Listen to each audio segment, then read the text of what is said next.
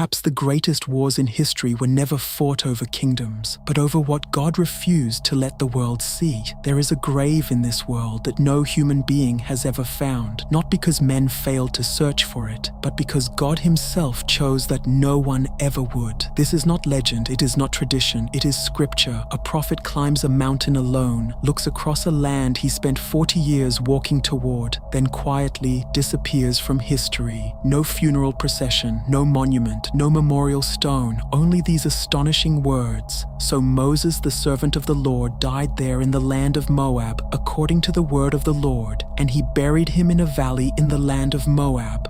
But no man knoweth of his sepulcher unto this day. Deuteronomy 34, 5-6. Read those words slowly. The Lord buried Moses. The creator of heaven and earth became the one who prepared the grave. Not Joshua, not Aaron's family, not Israel, God himself, the man who stretched out his staff over the Red Sea, who stood before Pharaoh, who spoke with God face to face, was placed into a grave that heaven immediately erased from human history. No pilgrim would ever kneel there, no king would ever build a shrine there, no generation would ever know where it was. That alone should leave us speechless, but Scripture refuses to let the mystery remain buried, because centuries later, a war erupts over that very body, not on earth, but in a realm human eyes have never seen. What heaven conceals is often more valuable than what mankind celebrates. To understand why God hid that grave, we first have to understand something about the human heart. The Hebrew word translated buried is kabar. It describes a deliberate, intentional, honorable burial. Nothing accidental happened on Mount Nebo. Every handful of earth, every stone, every hidden detail was placed exactly where God intended. Then he concealed the location forever. Why? Because Israel had already proven something about itself. When Moses remained on Mount Sinai longer than expected, the people did not wait patiently. Instead, they melted their gold into an idol, and he received them at their hand and fashioned it with a graving tool after he had made it a molten calf. Exodus 32:4. They exchanged the invisible God for something they could touch, something they could see, something they could control. Generations later, history repeated itself. God had once instructed Moses to raise a bronze serpent so that those bitten by poisonous snakes might look upon it in faith and live.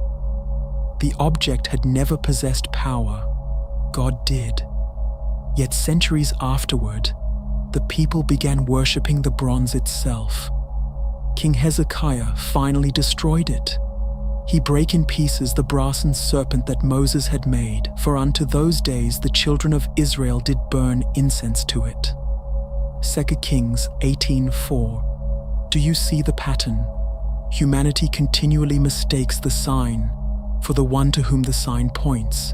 Had Moses' grave been known, it almost certainly would have become another shrine, another destination, another substitute for genuine worship. So God hid his servant, not because Moses was forgotten, but because Israel needed protection from its own tendency toward idolatry. Yet while mankind could never locate that grave, someone else knew exactly where it was.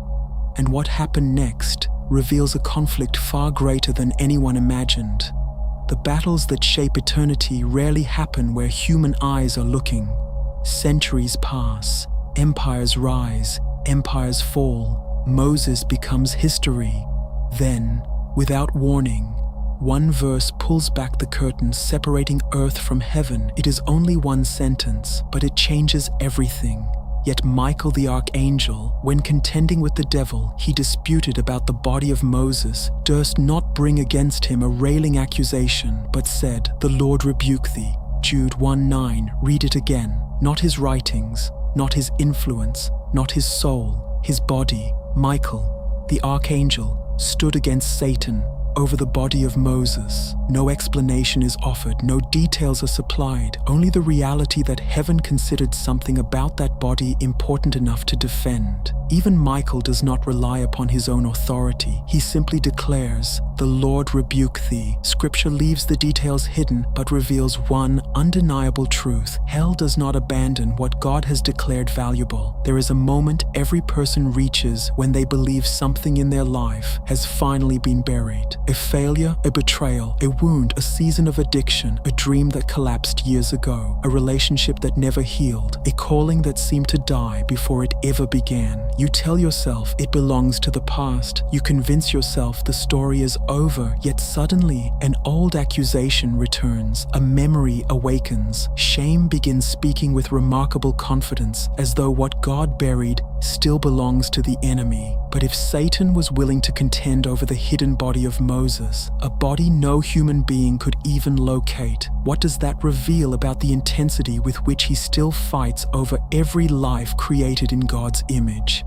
The greatest battles are rarely the ones people witness. The deepest conflicts happen where only heaven sees. The greatest revelation is not found where something ends, but where God quietly begins again. Now the mystery reaches its astonishing climax. The Old Testament ends with a hidden grave. Jude reveals a hidden conflict. Then, the Gospels unveil what neither passage could explain on its own. Jesus climbs another mountain. Peter, James, John. The glory of heaven surrounds Christ. His face shines like the sun. His garments become brilliant with light. And behold, there appeared unto them Moses and Elias talking with him. Matthew 17:3. Pause there. Moses, the man buried in secret, the man whose body became the subject of heavenly dispute, the man whose grave no one had ever discovered, now stands, alive, glorified, speaking with the Son of God. The hidden grave never had the final word. Death never wrote the last chapter. The dispute in Jude suddenly looks very different. Whatever Satan desired, he did not obtain. Whatever accusation he raised, it did not prevail, because resurrection had already determined the ending long before human history reached it. The Old Testament concealed a grave. The New Testament revealed a glorified servant. Then Paul declares the victory that echoes through every generation. Death is swallowed up in victory. O death, where is thy sting? O grave, where is thy victory? 1 Corinthians 15:54-55. Not someday. Already, the grave may hide a body, but it cannot imprison God's promises. Perhaps every hidden grave is only the beginning of a promise that death cannot understand. Perhaps this is why God himself buried Moses, not because Moses was more important than every other servant, but because his hidden grave quietly pointed towards something much greater. A pattern, a promise, a coming victory. Israel searched and never found the grave. Hell contended and never possessed the body. Centuries passed, and Moses simply appeared beside Christ. Not because death eventually released him, but because death had never possessed the final authority. The writer of Hebrews tells us that Moses lived with his eyes fixed beyond this world, for he had respect unto the recompense of the reward. Hebrews 11:26, he saw beyond Egypt, beyond the wilderness, beyond Mount Nebo, beyond the grave itself. Perhaps that is where this ancient mystery finally becomes personal. Every one of us carries something we have quietly declared buried. A hope, a calling, a prayer, a future, something we assumed could never rise again. Yet the hidden grave of Moses whispers across thousands of years that God's silence is never the same as God's absence. What he hides, he has not abandoned. What he delays, he has not forgotten.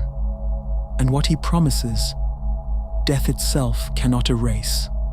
So I leave you with this, not merely as a question of theology, but as a question that follows you long after this moment has ended. If heaven guarded one hidden promise beneath the hills of Moab for generations, what promise has God hidden within your own life that only appears buried because resurrection has not yet revealed it?